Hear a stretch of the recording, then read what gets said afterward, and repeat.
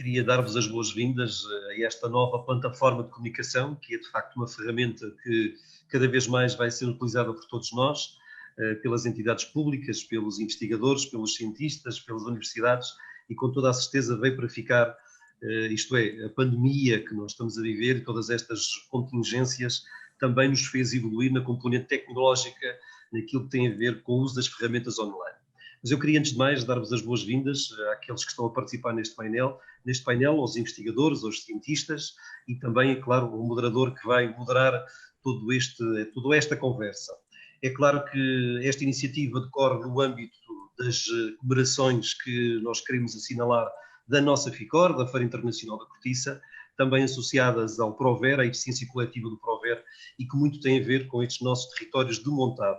E, portanto, significa que a biodiversidade do ecossistema, que por sinal o montado tem de facto um potencial enorme associado a toda esta componente, quer na relação dos animais, das plantas, enfim, que com toda a certeza vocês irão abordar com muito mais propriedade do que eu, mas ainda assim nós, os responsáveis políticos, temos também que manter acesa esta chama da responsabilidade pela biodiversidade das nossas florestas.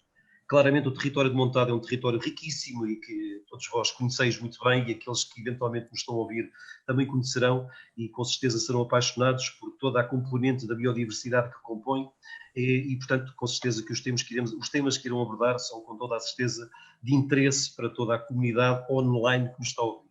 E portanto eu queria agradecer em primeira instância ao Carlos Godinho, que vai ser o moderador da apresentação dos temas que vão ser debatidos nesta conferência online, mas agradecer também à Joana Faria, à Alice Nunes e ao Nuno Caçador por se terem disponibilizado para estarem nesta conferência e partilharem com todos nós aquilo que é o vosso saber e aquilo que é o vosso testemunho, no fundo, de todas estas componentes associadas aos montados de Sogro, no qual nós somos maiores. Eu costumo dizer isto com grande orgulho: se há coisas que Portugal é grande, é aqui somos de facto os maiores, porque temos a maior riqueza associada à componente florestal do montado de Sogro e por isso mesmo devemos enaltecer essa riqueza que todos nós temos, associada à ruralidade de Portugal, associada à nossa naturalidade e sobretudo à nossa paisagem, que tem muitas componentes de facto importantes, que não têm a ver só com as componentes naturais e ambientais, mas também sociais e económicas, que são muito importantes, nomeadamente para o mundo rural e para estes territórios de baixa densidade, como é o caso do Concelho de Cruz. E, portanto, meus caros, minhas caras, desejo a todos vós um bom trabalho, que seja uma sessão profícua de esclarecimento, de entendimento, mas acima de tudo de sensibilização, porque acho que é importante nós sensibilizarmos as comunidades, sejam as comunidades locais, sejam as comunidades científicas, seja a população em geral, para a importância que têm de facto os montados, quer na componente floresta, quer na componente bosque, nas várias diversidades que nós conhecemos de montado. Mais uma vez um agradecimento da minha parte, enquanto Presidente de Câmara, e um bom trabalho para todos vós, e que, obviamente, no final desta sessão, nós possamos ficar todos mais enriquecidos com os conteúdos que vocês nos vão transmitir. Um abraço, muito obrigada e até já. Obrigada. Carlos, a palavra é tua. Obrigado. Agradecer, obviamente, o convite da Câmara Municipal de Cruz e ao seu Presidente. É sempre um prazer participar com a Câmara Municipal de Cruz e na FICOR, e sem mais demoras, eu irei dar início às nossas apresentações e a sugerir a todos os participantes que, se forem tendo perguntas ou algumas dúvidas, possam colocar no chat. Nós depois, eu vou fazendo um apanhado delas e podemos discutir e debater entre todos no final, ou após as 3 apresentações podem fazer pessoalmente, neste ambiente virtual, as vossas perguntas. Portanto, assim, agradecia e passava a palavra à Joana, que nos vai falar de certificação florestal. Boa tarde a todos. Antes de mais, também gostaria de agradecer o convite que foi dirigido ao FSC Portugal, portanto, agradecer ao município de Coruche esta iniciativa e também desejar os votos que estejam todos bem. Eu não sei se já conseguem ver a minha apresentação. Já? Sim. Então, eu vou falar um pouco sobre a biodiversidade e serviços de ecossistemas, mas aqui no contexto da certificação FSC. Para quem não conhece o FSC, nós somos uma organização internacional que promove uma gestão florestal responsável, mas assente nos 3 pilares da sustentabilidade. Portanto, uma gestão ambientalmente adequada, socialmente benéfica e economicamente viável. Já foi aqui também referido pelo Sr. Presidente a importância destes 3 pilares. E, de facto, como é que esta iniciativa surgiu. Portanto, todas as preocupações associadas à desflorestação, à exclusão social, já eram situações que vinham desde a década de 80. E em 92, quando da Conferência do Rio, da Cimeira da Terra, havia uma grande expectativa do que sairia como conclusões desse encontro ao nível da gestão florestal. De facto, ficou muito aquém das expectativas e, portanto, em 93, um conjunto de organizações ambientais, sociais e também a par da indústria juntaram-se e criaram o Forest Stewardship Council para dar resposta a estas questões e para combater a desflorestação e também, portanto, o abate ilegal associado ao crime ambiental. Como é que funciona a certificação? Portanto, nós temos uma área, um proprietário, um gestor florestal tem uma área e tem que cumprir com determinados requisitos, que eu já vou mais à frente explicar, portanto, para a sua área ser considerada como uma gestão responsável. Depois, os produtos que são extraídos dessa área podem também eles ser certificados. Esta cadeia de valor, portanto, todas as organizações que transformam, que processam o material de origem florestal, também têm de ter uma certificação, neste caso, a certificação da cadeia de custódia, e depois o produto pode então aparecer no mercado, ao consumidor final, com o rótulo do FSC, para que este tenha a garantia de que proveio de tal floresta que foi gerida de acordo com os nossos princípios. Portanto, esquematicamente é disto que estamos a falar, há uma certificação das áreas florestais, depois há uma traceabilidade, uma rastreabilidade do produto ao longo das cadeias, da cadeia de valor, até termos o produto propriamente dito, colocado no mercado e considerado sustentável. Só referir também que esta é uma certificação de terceira parte, o que implica existir uma entidade certificadora que valide, que audite todos estes requisitos para verificar, portanto, comprovar a sua veracidade. Trouxe-vos aqui alguns números, portanto, atualmente o sistema FSC tem mais de 200 milhões de hectares certificados em todo o mundo e na tal cadeia de valor são mais de 42 mil empresas. Em Portugal temos cerca de 480 mil hectares certificados e 372 empresas de cadeia de custódia. O que é que estes números representam? Portanto, cerca de 27% destes 480 mil hectares são áreas certificadas de montado, ocupadas por sobreiro. Portanto, são cerca de 130 mil hectares, são dados de finais de 2019 e ainda estamos, portanto, a apurar agora os dados mais recentes. E, portanto, isto também significa que a área que está certificada em termos de montado corresponde a cerca de 17,2% da área total de sobreiro que está identificada no inventário florestal nacional.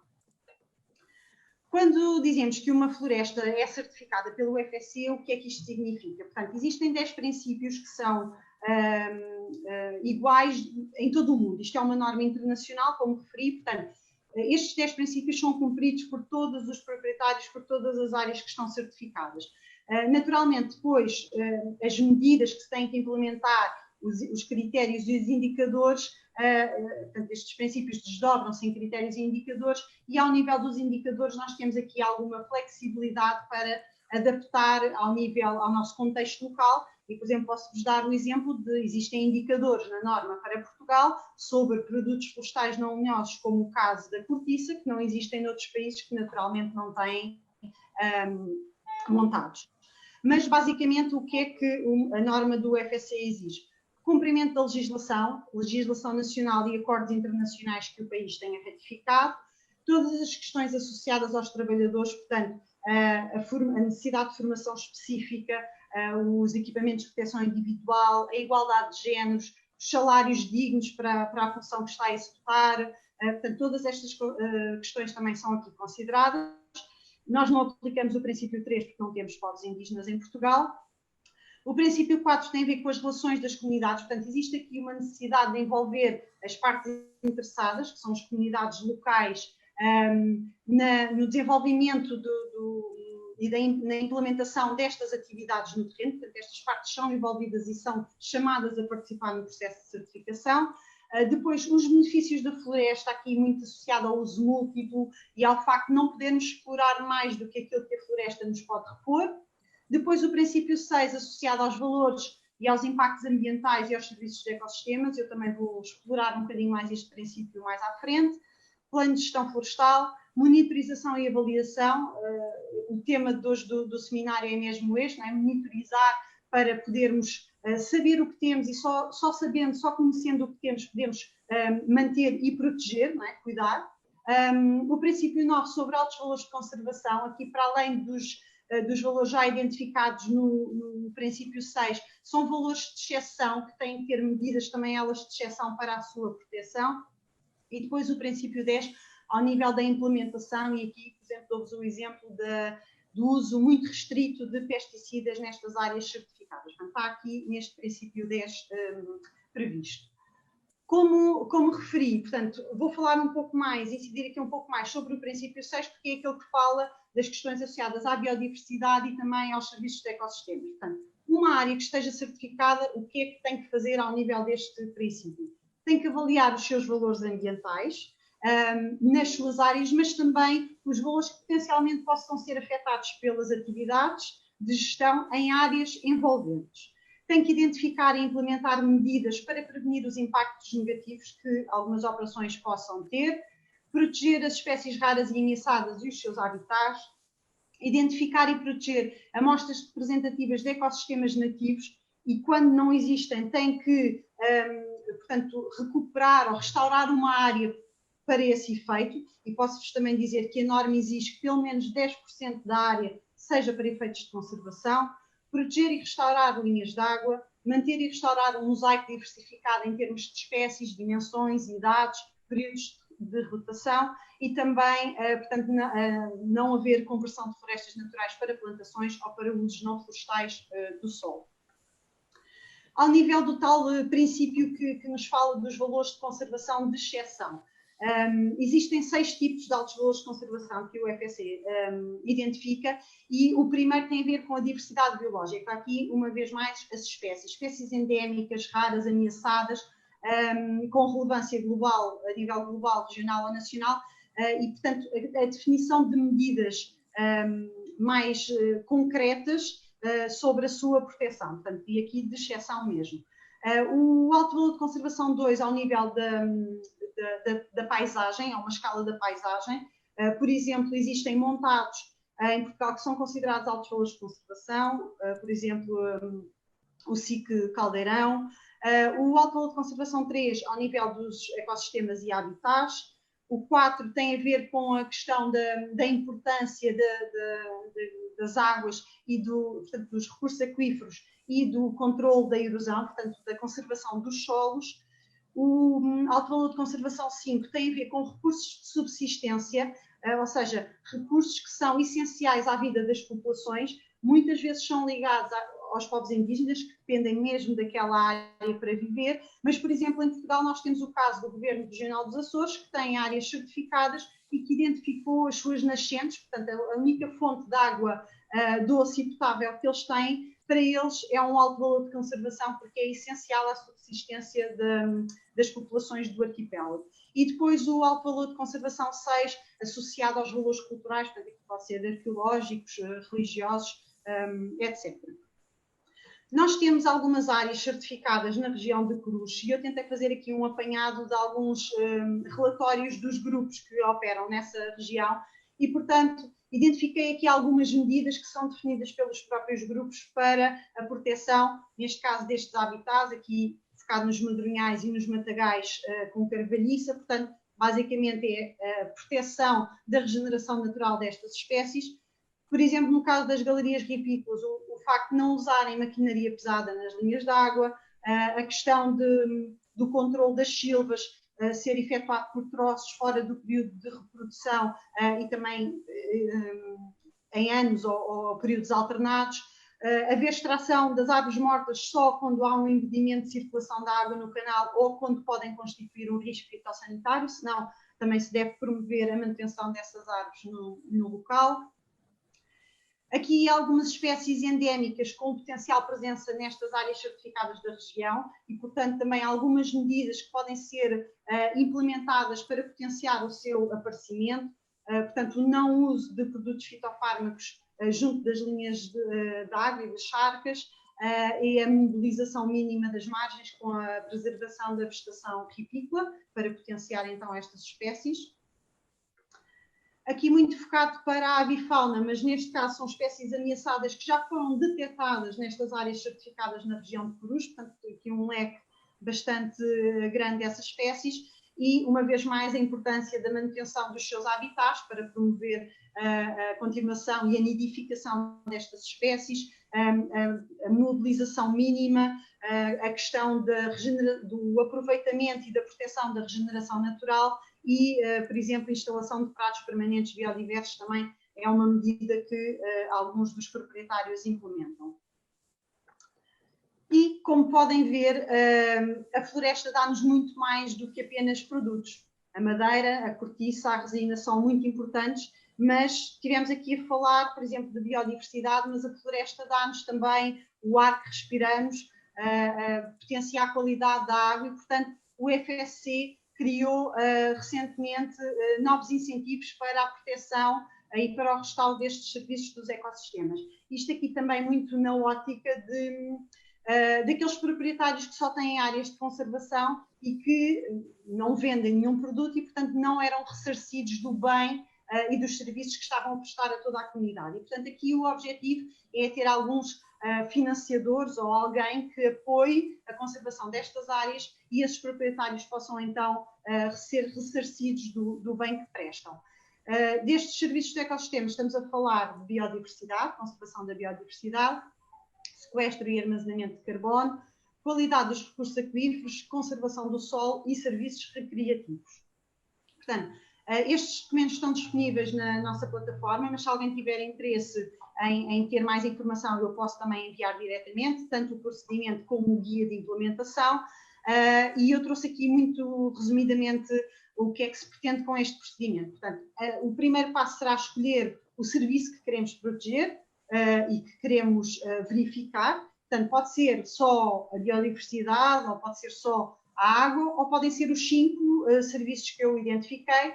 Depois tem que haver aqui uma descrição da condição passada e da atual e também do que queremos atingir, portanto, aquilo que nós chamamos a teoria da mudança, o que queremos implementar, e depois uma série de outras metodologias e passos que estão descritos no guia e que, portanto, têm que ser cumpridos para que se consiga verificar, isto depois é tudo auditável e que se possa comunicar o impacto. Portanto, aqui a questão é não falar tão genericamente como está na norma, que sabemos que estamos a proteger determinado habitat, mas aqui é quantificável. Eu, por exemplo, podemos ter uma alegação de alguém que diga concretamente que espécie é que estão a proteger.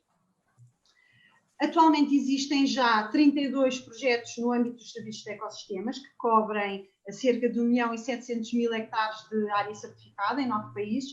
Portugal ainda não tem nenhum projeto desta natureza. Estamos a trabalhar com os titulares de certificado, com os grupos, para ver se rapidamente, se brevemente teremos projetos desta natureza. Por exemplo, Espanha já tem 3, mas aqui a nota que vos queria dar é que também destes 32 projetos, 15 têm alegações sobre a conservação da biodiversidade. Portanto, aqui a importância da certificação florestal, de uma gestão responsável na conservação da biodiversidade. Para terminar, eu penso que também já não tenho muito tempo, eu queria só deixar este vídeo que explica um pouco o objetivo deste procedimento e mais uma vez colocar-me aqui à disponibilidade para esclarecer alguma dúvida ou para enviar alguma documentação, quer seja a norma portuguesa, quer seja estes documentos associados aos serviços de ecossistemas que posso partilhar convosco. Vou então pôr o vídeo, espero que funcione.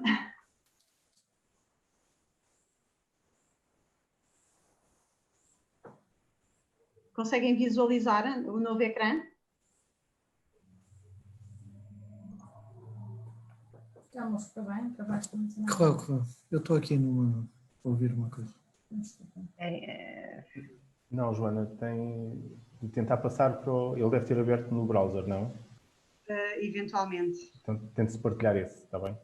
Ok, vou tentar. Ele também ainda está aqui a pensar, mas vou então tirar a minha... peço desculpa, aqui a minha apresentação. Ele, entretanto, já começou. Vou pará-lo, peço desculpa. Ok, então... eu queria deixar de partilhar a minha apresentação, mas entretanto agora também perdi o ecrã. Interromper compartilhamento e ok. Não me aparece aqui. Deixa-me. Peço desculpa. Não estava previsto. Se eu não conseguir passar o vídeo, eu depois deixo o link. Será que é este? Não, não estava. Pronto, eu não queria tomar muito tempo, é pena de não verem. Ou então vou tentar aqui, peço desculpa, vou tentar só aqui mais uma possibilidade, que é...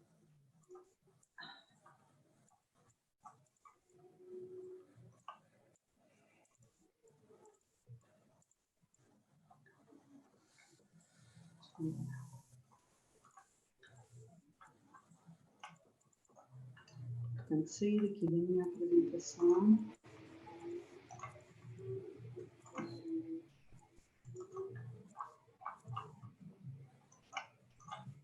Era tentar passar aqui diretamente, mas acho que não vai dar. Vamos ver. Conseguem visualizar? Não.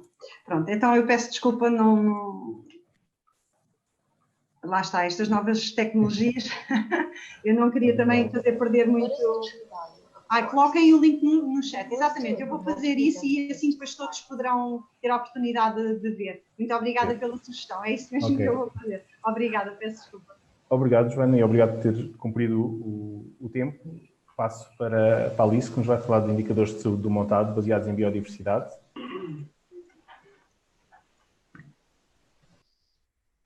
Ora, então...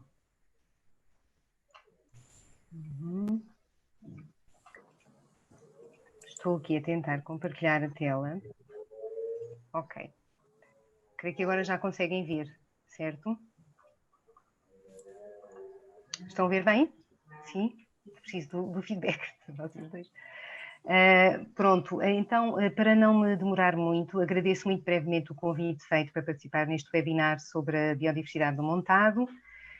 Em concreto, eu venho falar dos indicadores que nós, ecólogos, usamos, indicadores baseados na biodiversidade, para aferir o estado de saúde do montado, digamos assim, e como é que esses indicadores podem ser usados como ferramentas para gerir melhor estes ecossistemas. Eu venho falar do trabalho desenvolvido no Centro de Ecologia, Evolução e Alterações Ambientais da Faculdade de Ciências da Universidade de Lisboa. Portanto, é fruto do trabalho de uma grande equipa e eu venho apresentar aqui uma pequena parte neste tempo restrito. Pronto, a vontade seria apresentar mais coisas, mas, portanto, tentei ser sucinta e espero ter conseguido. Portanto, o montado, depois na sequência da apresentação feita pela Joana, o montado é um ecossistema bastante notável, pela diversidade de espécies que se encontram lá e pelos vários serviços do ecossistema, de que também já foram aqui falados, que este tipo de ecossistemas presta, que vão dos serviços de regulação menos óbvios, como a purificação do ar ou a conservação do solo, aos serviços de provisionamento, aqueles mais óbvios dos quais podemos obter um retorno económico mais direto, como sejam a exploração de cortiça, de madeira ou a produção de gado, e depois temos aqueles serviços imateriais que têm a ver com toda a herança cultural ligada ao montado, ligada às suas paisagens, à gastronomia, etc. E na base de tudo isto está a biodiversidade do montado. Por causa desta da riqueza que se encontra nestes ecossistemas, eu queria só referir-vos brevemente que o montado faz parte de uma rede internacional onde são feitos estudos ecológicos de longo prazo, tem este nome, esta sigla LTSER, significa Long Term Socio-Ecological Research. O montado entrou para esta plataforma internacional precisamente por causa da importância deste ecossistema seminatural que permite aliar a utilização humana, não é, através de um uso agro-silvopastoril, a uma elevada biodiversidade. No caso de Portugal, os locais que foram escolhidos para fazer estudos ecológicos de longo prazo, por várias equipas científicas, estão localizados aqui no mapa que se encontra no slide. onde podemos ver também a distribuição do montado em Portugal, que está centrada sobretudo aqui no sul do país. A verde vemos a distribuição, os montados dominados por sobreiro, e a castanho vemos os montados dominados por azinheira. E, portanto, a importância destes ecossistemas levou a que eles fossem integrados nesta plataforma, mas também houve uma outra preocupação, que tem a ver com as ameaças que atualmente pendem sobre estes ecossistemas. E eu vou falar especificamente de duas, não podendo falar de todas. Vou falar, por um lado, das alterações climáticas, isto porque, como talvez muitos de vocês estejam a par, nós temos assistido nas últimas décadas a um aumento da aridez em Portugal, sobretudo na zona sul do país, o que significa que o clima está a ficar mais seco, temos menos precipitação e temperaturas mais elevadas, e por outro lado, em muitas zonas de montado temos vindo a assistir a uma intensificação do uso do solo, de várias formas. Neste caso eu refiro-me sobretudo ao sobrepastoreio, ou seja, ter uma quantidade de cabeças de gado numa determinada área excessiva para aquilo que o ecossistema consegue suportar. Estes dois fatores, aliados a outros, como interações bióticas, enfim, há vários fatores a contribuir para o estado de saúde dos montados. Aquilo que temos vindo a verificar é uma baixa regeneração natural das árvores, ou seja, encontramos poucos sobreiros e azinheiras jovens, porque há baixa regeneração, e por outro lado há uma elevada mortalidade dos adultos. O quê? Há uma elevada mortalidade das árvores mais antigas e não só, e portanto temos aqui um problema de sustentabilidade, porque de facto este ecossistema em muitos locais está em declínio. E isso afeta também naturalmente a biodiversidade e o funcionamento do próprio ecossistema. Então, no sentido de perceber como é que podemos gerir melhor estes ecossistemas de uma forma sustentável, que tipo de indicadores é que nós podemos usar para aferir a saúde, para perceber quais são as áreas em que o ecossistema está mais bem conservado e está de melhor saúde e distinguir das áreas em que isso não acontece. Nós usamos vários tipos de indicadores nos estudos ecológicos que fazemos, indicadores que têm a ver com diferentes componentes do ecossistema, que vão desde, por exemplo, às árvores propriamente ditas, até às comunidades de plantas herbáceas ou arbustivas, à micro e macrofauna do solo, por exemplo. Portanto, eu trabalho sobretudo com plantas, daí que os exemplos que trago estejam mais relacionados com plantas, mas depois nós também queremos extrapolar esta informação que medimos no campo para áreas mais vastas, utilizando informação de detecção remota, que é a informação, por exemplo, de fotografias aéreas, de dados de satélite, que estão cada vez mais disponíveis para toda a superfície terrestre, e também temos dados retrospectivos de anos anteriores, e eu vou-vos mostrar dois breves exemplos de como é que nós podemos usar estas ferramentas ou estes indicadores. Começo então por um estudo que nós fizemos, que tem a ver com o efeito do clima na vegetação do montado. O que nós fizemos foi utilizar dados de satélite, que nos dão um índice, este NDVI, que muitos de vocês já terão ouvido falar, que no fundo nos dá, de uma forma um bocado grosseira ou simplificada, dá-nos a quantidade de vegetação verde que está num determinado local. E nós tiramos partido de uma característica do montado muito interessante, que é o subcoberto de montado, a zona de pastagem, é constituída sobretudo por espécies anuais, o que quer dizer que estão verdes na primavera, mas depois se secam no verão e, portanto, já não estão verdes nessa altura. E se nós compararmos o tal índice, o NDVI, que nos dá a quantidade de vegetação verde na primavera e no verão, conseguimos distinguir a quantidade de matéria verde que está associada a esta pastagem. O que é que isto nos permite? Permite-nos, por exemplo, depois de ser calibrado com dados de campo, mapear a produtividade anual da pastagem ao longo do espaço, como nós vemos aqui neste mapa, portanto, quais são as zonas que têm maior produtividade de pastagem e zonas que têm menor, e também podemos fazê-lo ao longo do tempo, percebendo a evolução da produtividade das pastagens. Porquê é que isto é importante em termos de gestão? Porque a produtividade das pastagens vai permitir-nos gerir a quantidade de gado que lá temos, por exemplo. Podemos pôr mais gado em pastagens mais produtivas sem ameaçar o sistema, mas teremos que pôr menos gado nas zonas de pastagem menos produtivas. É um exemplo de gestão a que este tipo de indicadores pode ser aplicado. Outros estudos que fizemos estão relacionados com a regeneração das árvores. Como vos disse, há uma grande preocupação relativamente ao montado, que é a ausência de jovens sobreiros e azinheiras. Nós tentámos estudar a regeneração natural, neste caso da azinheira, também os meus colegas já o fizeram para o sobreiro, mas eu trago aqui o exemplo da azinheira, onde percebemos que essa regeneração natural, ou seja, se um determinado sítio for deixado sem intervenção, como é que ocorre a regeneração natural da azinheira, a partir de que altura é que começamos a ter jovens árvores ou então árvores adultas. E percebemos que isso tem uma grande influência não só do clima, se é uma zona mais árida ou mais úmida, mas também da topografia. Porquê? Porque o tipo de topografia no terreno vai determinar, por exemplo, que encostas viradas a norte são mais úmidas e mais frescas, e aí as árvores regeneram mais facilmente e mais rapidamente, enquanto que nas vertentes a sul, que são muito expostas, essa regeneração é muito mais difícil. E ao fazer um modelo onde conseguimos prever a regeneração natural destas árvores, utilizando os dados de clima e de topografia, nós podemos também mapear isto no espaço. Por exemplo, aqui do lado esquerdo nós podemos ver uma determinada área onde nós podemos prever, se não fizermos nenhuma intervenção, passados 60 anos, o que é que esperamos em termos de quantidade de regeneração da azinheira para esse local. Isto pode ser muito útil para os gestores do território, podem reservar áreas onde a regeneração vai ser potencialmente maior para esse fim e, eventualmente, dar outras utilizações às áreas onde a regeneração vai ser menor.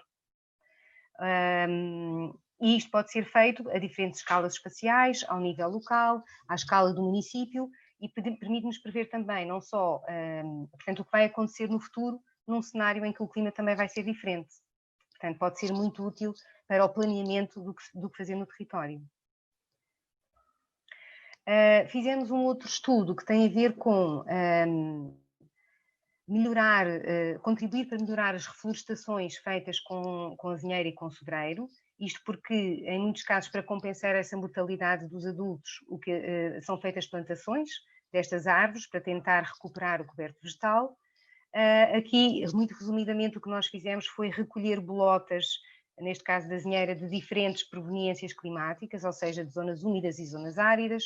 Estudámos a sua germinação e o crescimento, quer em estufa, quer no campo, como podem ver aqui nas imagens. E o que é que nós concluímos, resumindo, que pode ser útil para a gestão? Concluímos que as bolotas, se forem selecionadas e recolhidas bolotas de locais mais áridos e mais expostos, essas bolotas têm maior sucesso na germinação, portanto podem contribuir para aumentar a disponibilidade de plantas, por exemplo, nos viveiros. E também concluímos que a sobrevivência das plantas, de sobreiro e da azinheira, é de facto muito reduzida em sítios que são mais áridos e ao mesmo tempo mais expostos, por exemplo, nas vertentes viradas a sul. O que significa que, se quisermos revegetar esses locais, temos que providenciar assistência a essas plantas, providenciando sombra, eventualmente rega no verão, enfim, valendo-nos de todas as técnicas que podem existir para apoiar o crescimento dessas plantas. Ou, em alternativa, usar só as zonas mais favoráveis para fazer reflorestações e deixar as zonas menos favoráveis para outro tipo de uso do solo. Passo então para o último exemplo, que tem a ver agora mais com o pastoreio, tem a ver com um estudo que nós fizemos na Companhia das Lusíadas, que foi já aqui mencionada. O que fizemos foi estudar vários locais, um deles que é atualmente pastoreado, e depois tivemos vários locais onde o pastoreio foi excluído, portanto acabou o pastoreio, locais que foram excluídos há 5 anos, há 13 anos, enfim, com diferentes idades.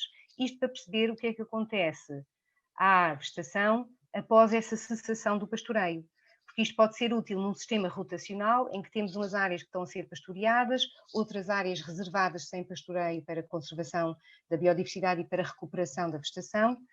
E neste caso, o que nós concluímos neste estudo, portanto, nós podemos ver aqui neste gráfico os locais com pastoreio e os locais que foram excluídos há mais tempo ao pastoreio, neste caso já com 17 anos sem pastoreio, e conseguimos perceber a diversidade em termos de vários grupos. Eu dou aqui o exemplo das crostas biológicas do solo, percebemos que essa diversidade vai variando e podemos associar essa diversidade a diferentes serviços do ecossistema. Portanto, podemos medir a recuperação que esse ecossistema teve na sequência dessa exclusão ao pastoreio. E também podemos perceber o quê? De quantos anos é que temos que excluir ao pastoreio para obter determinados benefícios. Também usamos, por exemplo, isto só a título de curiosidade, técnicas para medir a taxa de decomposição do solo, a capacidade do solo para fazer a decomposição. Aqui é usado um método standard onde usamos saquinhos de chá. Resumidamente, estes saquinhos de chá funcionam como uma folhada que é igual para todos os sítios. Esses saquinhos são pesados antes de serem enterrados, são enterrados e são recolhidos passado determinado tempo e pesa-se outra vez, e essa perda de peso corresponde à capacidade de composição do solo. Portanto, isto pode ser usado como indicador também para avaliar a recuperação dos ecossistemas. Por último, dar o exemplo do lidar. Nós, neste caso, usamos um aparelho portátil que é levado às costas. O que é que ele nos dá, muito resumidamente? Dá-nos uma ideia uma imagem tridimensional da vegetação. O que é que nós podemos obter com isso? Podemos perceber nos vários locais, o que é pastoreado e os outros que já não são pastoreados há mais tempo, como é que a vegetação, a estrutura da vegetação e a sua complexidade vai mudando. E podemos ver que passados, por exemplo, 15 anos, já temos uma estrutura do coberto arbustivo que pode ser muito importante para algumas espécies recuperada. Podemos ver qual é a evolução em termos de regeneração natural de sobreira lazinheira. E, portanto, este tipo de indicadores podem ser muito úteis para decidirmos quantos anos é que temos que excluir nesse sistema de rotação. E fico-me por aqui para não tomar mais tempo. Obrigada.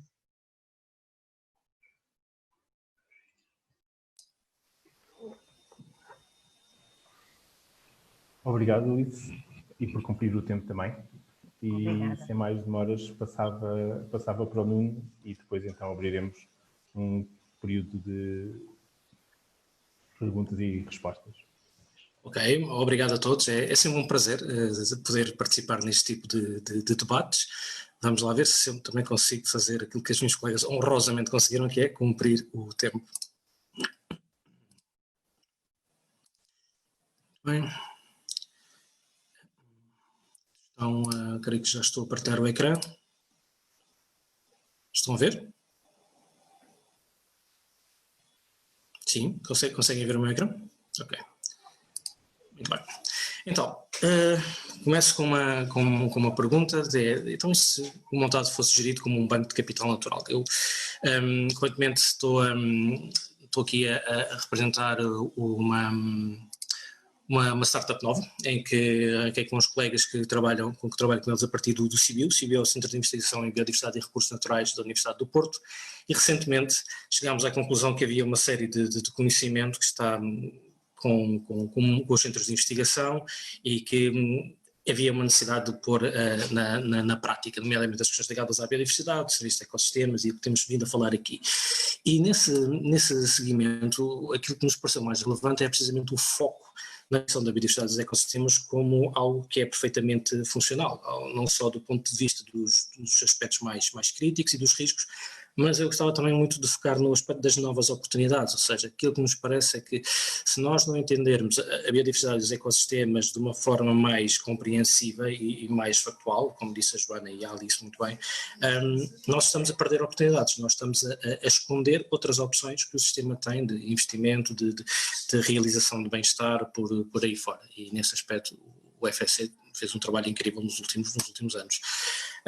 Isto não é novo, ou seja, aquilo que eu queria partilhar de alguma forma convosco é que há muito conhecimento que já se vai sabendo. O Paulo Pereira, que é um colega que também trabalha connosco agora na NBI, há 17 anos atrás fez um paper onde já mostrava que a biodiversidade de montados está muito relacionada com o nosso efeito de gestão, não tem a ver só com processos naturais, e que se consegue explicar muito da sua biodiversidade funcional precisamente através da análise ecológica. Se olharmos também para aquilo que é o montado de um ponto de vista mais complexo, não há só um modelo de montado, como também foi aqui demonstrado, é preciso perceber qual é que é o contexto da paisagem, qual é que é o contexto do mosaico em que o montado existe, ou seja, não só pensar no montado como sendo a unidade única de paisagem que lá existe, perceber onde é que estão os fatores críticos e onde é que estão também os fatores económicos que o condicionam, e perceber que de facto a industrialização do montado, como também foi muito bem demonstrado, levou a uma perda de resiliência, uma perda de capital natural ao longo dos anos. Eu gosto muito de usar esta imagem que simplifica imenso, ou seja, se vemos aqui um mosaico de paisagem mais completo, vemos o tipo de espécies que lá pode acontecer, à medida que vamos simplificando o mosaico, chegamos a um ponto em que temos espécies comuns com pouco interesse ecológico, ou seja, a intensificação da paisagem e a biodiversidade normalmente estão em processos opostos. Há 10 anos atrás, também fiz parte de uma outra equipa que fez este estudo em que basicamente se andava à procura de qual é que era o valor económico que se podia ser associado aos serviços de ecossistemas do montado. E chegou-se a uma conclusão que não era zero. Podia ser qualquer coisa, no mínimo como 100 euros por ano por hectare, que o montado estava a entregar de bens e serviços públicos. E isso era fundamental introduzir na questão. 10 anos depois, ainda há muito por fazer, o que não deixa de ser incrível.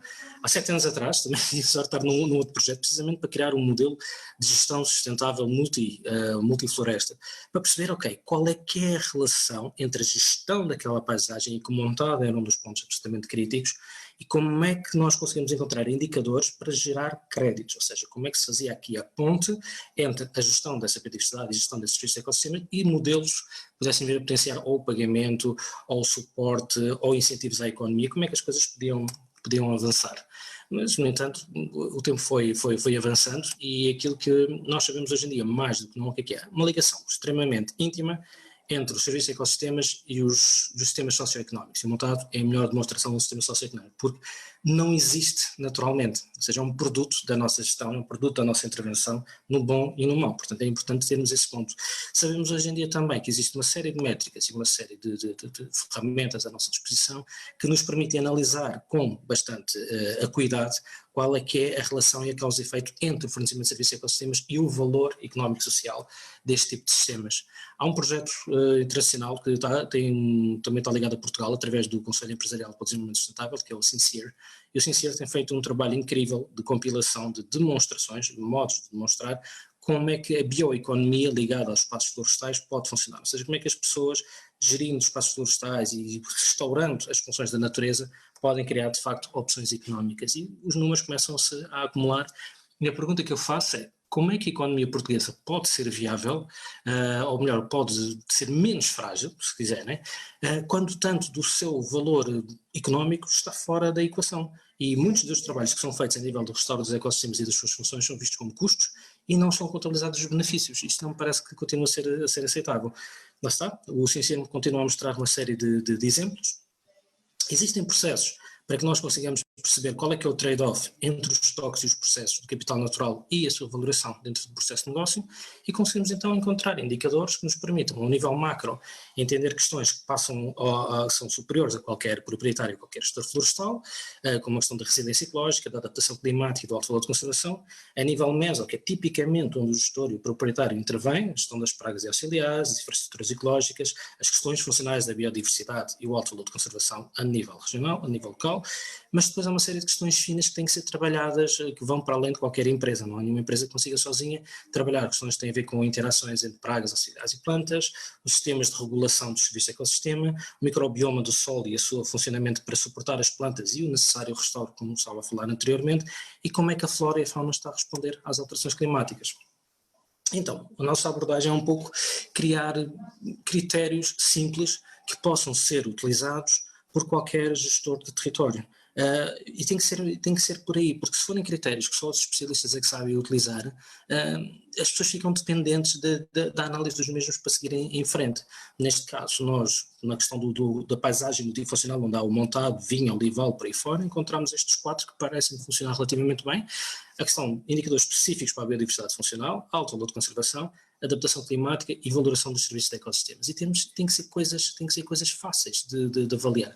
Tem que ser coisas materiais, tangíveis, adaptadas, não é? O que temos a ver aqui é um quadro que foi especialmente adaptado a uma propriedade em particular, porque naquela propriedade fazia sentido serem estes indicadores, mas não pode ser um conjunto infinito de indicadores, nem podem ser de uma complexidade tal que quem lá está não os possa avaliar, nem que quem está a gerir aquele capital não consiga entender qual é que é o risco e o benefício associado. Então, é muito importante que estes indicadores se reflitam em 2 coisas: em ação, saber como é que vamos gerir cada parcela daquele território, e funções. Quais são as funções ecológicas que vão variar por cada pedaço daquele território consoante for as nossas ações, e esta ação consequência que é fundamental. Portanto, se nós pensarmos assim de uma maneira transversal, imaginemos que estamos a lidar com um território, vou-vos dar um exemplo de um concelho inteiro, okay? de uma região onde existe montado e muitas outras coisas. Ponto número 1. onde é que estão o valor natural, as tais áreas de alto valor natural, como é que se consegue lá chegar, como é que se materializa os serviços de ecossistemas que são estratégicos para a socioeconomia daquela região e quais são as inovações que são propostas em termos da valoração e das ferramentas de apoio à gestão territorial. Se pensarem nisto numa escala que pode ser ampliada e diminuída, começamos a ter uma acuidade melhor. Dou-vos aqui só um exemplo de um conselho que nós tivemos a avaliar, em que precisamente aquilo que vamos ver é, se estivemos a trabalhar com algoritmos de conservação que faziam análise conforme a distribuição das espécies por habitat, onde é que está o alto valor de conservação e como é que podíamos criar áreas agregadas. Por outro lado, cruzar essa informação com os serviços com os valores dos serviços de ecossistemas, para saber onde é que vale a pena investir, onde é que vale a pena estimular a economia local, onde é que está o bioempreendedorismo. Senão não vale muito a pena saber só uma coisa sem saber a outra, temos que conseguir juntar as duas, ou seja, ter uma lógica em que conseguimos compreender, seja no montado, quais é que são as áreas fundamentais para restaurar as funções, como é que conseguimos valorar e medir os benefícios em cocriação, portanto não pode ser só uma coisa externa, tem que ser os próprios entidades gestoras que têm que estar envolvidas. E como é que nós vamos investir em quê? Okay? Como é que vamos criar créditos de biodiversidade ou restauro ecológico e ligar o carbono, que é um bom motor, mas tem que ser ligado a estas questões dos ecossistemas, senão 10 anos depois continuamos a dizer que o carbono em si não nos levou assim tão longe quanto isso. Dou-se aqui só um exemplo de uma área que nós também avaliamos com a NBI, não posso ainda divulgar quem, porque é um estudo que ainda está a ser desenvolvido, mas posso dizer que para converter uma área degradada numa área de alto valor ecológico, ainda por cima em contexto urbano, o montante que foi investido em 10 anos teve um retorno ecológico e social do ponto de vista dos serviços ecossistemas, aquilo que esta área entregou à comunidade, entregou à economia real, 12 vezes superior ao montante investido. Portanto, não se pode falar aqui propriamente de um sistema só de necessidade de subsidiar os serviços ecossistemas, porque os serviços ecossistemas em si é que estão a subsidiar muito da economia real. Então, como é que casamos estas duas coisas? Com um fluxo de um lado para o outro. Sabemos que o capital natural transforma-se em capital socioeconómico, mas também vice-versa. Ou seja, se por um lado temos biodiversidade e alto valor de conservação, os bens e os serviços dos ecossistemas e o património e os recursos, e do outro lado podemos ter soluções como os tais créditos de serviços de ecossistemas, bancos de habitats e biodiversidade, projetos de restauro ecológico funcional e as parcerias com as comunidades e as empresas. Este é o tal modelo do banco que eu iria sugerir, porque só através do planeamento e gestão sobre o capital natural é que nós podemos então gerar opções que permitam ao capital económico e social desenvolver-se. E é este equilíbrio que o montado penso que é um exemplo excelente para se conseguir estudar. Há determinados setores estratégicos que têm tudo a ver com a reforma do Pacto Ecológico Europeu, e mais uma vez, no coração do montado, nós conseguimos resolver questões de bioeconomia circular com a componente agroflorestal, trabalhar o turismo, paisagem e património e as indústrias de base natural a aproveitar todos os recursos naturais, não é? E não falar só de resíduos para queima, isso é muito limitativo. Falar de biomassa só para queimar é como falar do petróleo só para queimar, quando há milhões de coisas que podem fazer altamente tecnológicas, altamente interessantes. É a mesma lógica, não pode ser só uma lógica de biomassa para queimar para energia, é extremamente limitativo. Há uma série de riquezas, especialmente num sistema rico em biodiversidade como um montado, que são desperdiçadas se só tivermos essa perspectiva. Coisas boas, ou seja, já há uma série de métricas que se podem aplicar e se podem utilizar para perceber como é que isto funciona. Nós na NBI já temos funcionado com uma série delas. Há agora o Act for Nature, que é uma iniciativa também do BCSD, que permite às empresas e às organizações encontrarem indicadores de biodiversidade e capital natural para medir. E isto é importante porque o montado é um setor económico fundamental, quer do ponto de vista agroflorestal como do ponto de vista da cortiça. Não há como fugir aqui. Portanto, só há vantagens para este setor em entender, medir e avaliar quais é que são os seus inputs em capital natural. E fecho com uma frase que eu acho que é interessante, da América Mourinho, dizer qualquer coisa como: a terra, se não for convertida numa riqueza ou adaptada à limitação da própria terra, não tem sentido na sua visão. Mas a força da floresta é um alimento que não tem preço. Este é o desafio que nós queremos agora dizer: não tem preço, mas tem valor. São coisas diferentes, mas ao ignorarmos o valor, aí sim, estamos a perder muito daquilo que é o seu preço. Era esta a mensagem que gostava de partilhar convosco agora para este debate. Obrigado. Obrigado, Nuno, e obrigado aos três. Entretanto, eu não sei exatamente se vão dar, acho que se algum dos participantes quiser fazer perguntas, deverá poder levantar a mão e nós abriremos o microfone, ou então podem fazer no chat. Entretanto, eu vi que a Joana já foi respondendo a algumas que apareceram, mas Eu podia, se calhar, agora fazer um resumo e responder assim de uma forma mais abrangente para todos e se calhar relembro só que as perguntas batiam muito se existe uma vantagem económica em ter propriedades e áreas de montado certificadas, quais é que são as vantagens não económicas que essa certificação traz, e depois deixava a outra sobre a PACT para uma segunda fase. Sim, eu fui-me adiantando e fui escrevendo ali, mas de facto eu penso que ao longo da minha apresentação também fui referindo algumas das vantagens, mas os motores da certificação, acabei por espelhar ali, passa muito pela questão de salvaguardarmos em termos de mitigação de risco, é muito importante para as empresas, portanto, terem a certeza de que não estão a ser coniventes com crimes ambientais, a questão também de termos acesso a recursos a longo prazo, portanto, a questão da sustentabilidade é essencial e, portanto, não estarmos a explorar mais do que aquilo que a floresta nos pode dar e, portanto, e respeitarmos o seu espaço e a sua necessidade de regeneração, por assim dizer. Depois, tudo o que seja associado também à imagem corporativa, obviamente, uma empresa que tenha uma certificação deste género, portanto, tem acesso a novos mercados, mas também a mercados. Hoje em dia já não é só a questão de ter acesso a novos mercados, é o facto de ou estar certificado ou nem sequer pode colocar no mercado determinado tipo de produtos e também em determinados mercados. Portanto, Portugal ainda não está bem a esse nível, mas temos Alemanha, Reino Unido, não há produtos de origem florestal que sejam vendidos sem a certificação FSC. Portanto, e também a garantia, portanto, o consumo consciente associado aos consumidores também está a crescer e é uma maneira de estarmos na linha da frente e de mostrarmos essa salvaguarda. Depois, eu também comentei aqui a questão dos fundos e recebi aqui, entretanto, outra pergunta. Eu não percebo, estão-me aqui a funcionar dois chats e eu fico um bocadinho baralhada, mas é assim, no fundo ambiental teve agora portanto, uma medida em que sim, onde dava para enquadrar a questão dos serviços dos ecossistemas, mas o procedimento do FSC até é muito específico para aquilo que o Nuno estava a dizer, né? Do tal banco que ele apresentou aqui. Portanto, aqui a ideia é termos empresas ou organizações que possam financiar essas áreas, independentemente de haver um apoio estatal. Portanto, é o setor privado aqui, uma vez mais, também a puxar por estas questões.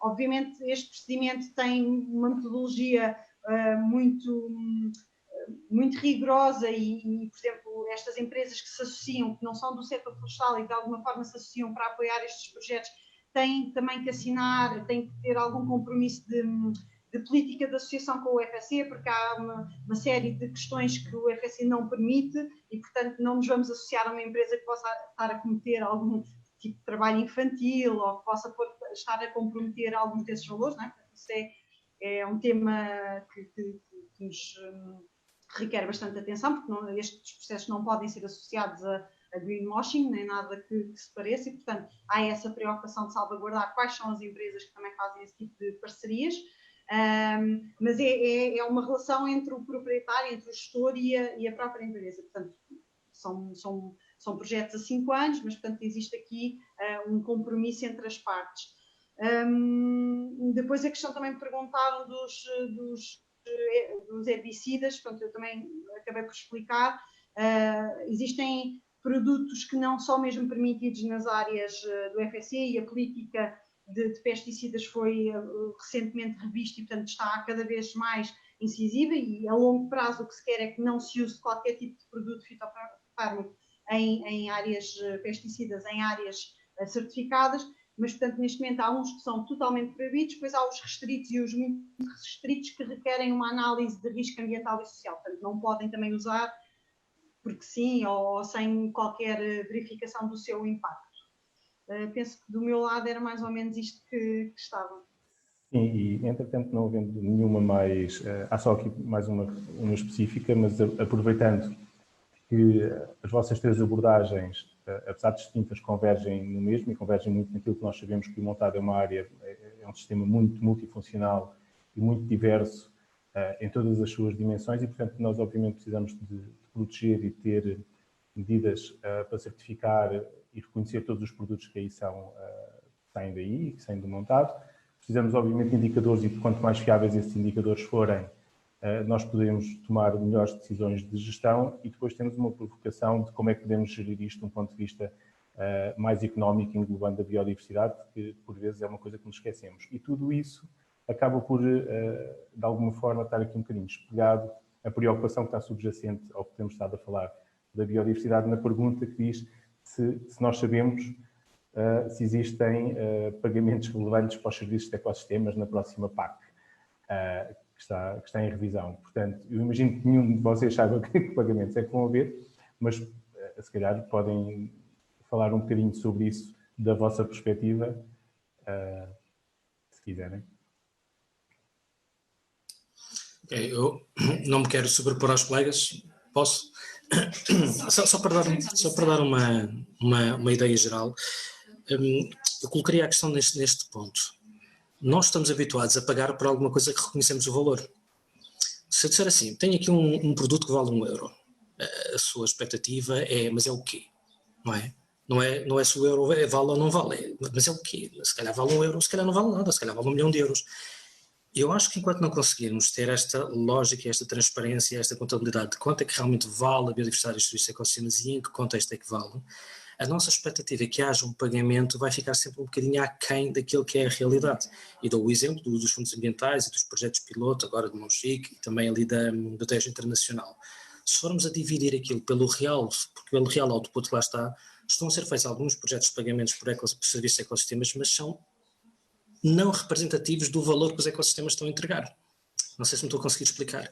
Ou seja, a partir do momento em que nós queremos e estamos a fazer pressão sobre a Comissão Europeia, sobre a reforma da PAC, sobre uma série de questões, e agora o Green Deal, nesse aspecto, eu não tenho ideia se alguma vez vamos voltar no próximo século a ter uma oportunidade tão boa como esta de se perceber que, ainda mais no contexto da Covid e no contexto da crise gerada pela Covid, nós voltarmos a olhar para a natureza como um banco, como um bom investimento para dar empregos, para gerar benefícios, para gerar serviços. Se nós não conseguirmos contabilizar isso, como é que podemos estar focados na expectativa do que é que vamos receber? Eu acho que há aqui um trabalho de casa a fazer, porque se for evidente, se for por demais evidente, utilizando ferramentas conhecidas, que a biodiversidade e os serviços de ecossistemas do montado têm valor, nós temos uma ferramenta de pressão para mostrar, ok, este é o valor real, este é o output que é apropriável pelo proprietário, este é o output que vai para a sociedade, esta é a realidade dos serviços que estamos a fazer. É muito mais fácil às entidades reguladoras entenderem e começarem a negociar connosco, ok, quanto é que vale, quanto é que vamos pagar.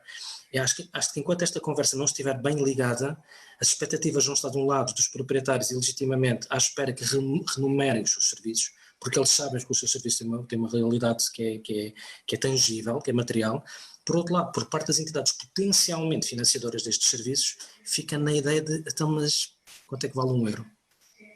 Eu acho que é uma questão que temos que trabalhar melhor. Estava por aqui. Pois, o que eu penso é que nós estamos a fazer, a caminhar no sentido da quantificação, de uma quantificação rigorosa, digamos assim, dos serviços dos ecossistemas, que por si é um desafio, já que os ecossistemas em si são tão complexos. Mas parece-me particularmente importante que o consigamos fazer, porque não é a mesma coisa, suponhamos, ter uma área com uma zona de plantação de árvores, uma área mais homogénea de floresta, por exemplo, e ter um montado, não é? Nós temos que distinguir aquilo que as várias ações proporcionam. Ou seja, o que eu quero dizer com isto é que, em vez de financiar, como tem vindo a ser a prática até agora, financiar ações, vamos supor, de reflorestação de uma determinada espécie, ações que não funcionam da mesma maneira em todo o lado. Portanto, não se pode aplicar a mesma receita em todo o lado, porque ela não vai cumprir os mesmos objetivos em todo o lado. Temos que ter uma perspectiva de soluções mais adaptadas a cada local. E, digamos, financiar essas ações com base nos resultados que elas atingem e não a priori assumir que determinadas ações vão ter determinados resultados, não é? Porque nas políticas de financiamento das mais diversas ações, muitas vezes nem sequer se faz a avaliação do resultado final. Portanto, não se sabe sequer se o objetivo inicial desse financiamento foi atingido ou não. E isto levou a erros grosseiros no planeamento do território, coisas que todos nós achamos que não fazem sentido, mas que foram feitas porque foram financiadas, porque à altura, o paradigma da altura era financiar ações concretas com a mesma receita para todos os sítios, digamos assim. Não sei se a Joana quer acrescentar alguma coisa a este aspecto relacionado com a certificação e com a quantificação dos serviços de ecossistema. Porque... Sim, eu penso que já referi, também o Nuno voltou a falar da questão do Green Deal, eu também acho que é uma oportunidade agora que temos, e só também concordar com o que a Alice acabou de dizer, portanto, eu também referi isso na minha apresentação. Nós temos que conhecer para poder tomar medidas e para poder perceber o valor das coisas que temos, não é? E, portanto, acho que, pelo menos aqui neste webinar, estamos todos em sintonia de que esse será o passo seguinte, não é? Portanto, ter cada vez mais consciência do que produzimos e da riqueza que temos. E quando eu digo produzimos, não estou a falar propriamente de um produto, mas sim da riqueza enquanto bens. E aí sim poder ter uma proposta concreta para pôr em cima da mesa, porque pelo menos da experiência que eu tenho e uma vez que a organização é internacional e que nós também falamos muitas vezes destas questões, as pessoas reconhecem o valor do montado e deste ecossistema realmente de exceção que nós temos o privilégio de ter. E, portanto, eu acho que nós também temos que reconhecer esse valor e acho que é bastante reconhecido e, portanto, é uma questão de aproveitar as oportunidades que agora vão surgindo para concretizarmos em termos de apoios, porque o valor já lá está há muitos anos, não é? Agora é só uma questão de materializarmos o apoio. Sim, estamos quase a chegar ao fim, porque, entretanto, vamos ter de cumprir o horário. Aproveitando o meu papel, queria só dizer que, e aproveitar que na Universidade de Évora nós estamos a trabalhar também um bocadinho em conjunto para chegar a algum desses objetivos, nomeadamente a avaliação dos resultados, e estamos a trabalhar numa outra componente que é, e ligada com este apoio, eventualmente, no quadro, que é os pagamentos por resultados, ou seja, em vez de ser ao contrário. Portanto, vamos inverter um bocadinho as situações, não são só ambientais, não são só para a biodiversidade, são mais extensos que isso, mas são pagamentos por resultados, ou seja, as pessoas poderão ser valorizadas e as áreas valorizadas em face dos resultados ambientais que tenham, face ao que é o seu potencial, não é? E, portanto, isto vem dentro de toda esta estratégia que temos estado a falar e que vocês muito bem apresentaram e que vamos ter de interligar no futuro para chegarmos mais longe. Antes de acabar, queria dar-vos a oportunidade, se têm um minuto cada um, se quiserem dizer alguma coisa para finalizar e, mais uma vez, agradecer-vos a disponibilidade por estarmos aqui este bocadinho. Seguimos a mesma ordem das apresentações, Joana. Alice, podes começar, já que já estavas. Posso começar. Pronto, muito resumidamente, havia aqui um outro comentário relacionado com o fogo, não é? Com o facto da exclusão de pastoreio poder potenciar o fogo. Na verdade, os montados, e em particular os sobreiros, são árvores também muito resistentes ao fogo, mas de qualquer forma o que se estava aqui a propor não era uma medida onde todos os sítios fossem excluídos, era compatibilizar zonas que são excluídas, onde há a possibilidade de ter um coberto arbustivo maior, com zonas onde esse pastoreio continua e, portanto, isso criar múltiplas funções na paisagem que também criam uma descontinuidade que também desencoraja a propagação do fogo. Além de que o sobreiro, em particular, é uma espécie bem mais resistente ao fogo do que outras espécies florestais, não é? Como nós sabemos, onde o fogo incide especialmente. Da minha parte, resta-me agradecer a atenção de todos os que participaram neste webinar e agradecer mais uma vez o convite e parabenizar os meus colegas e é tudo o que tenho a dizer.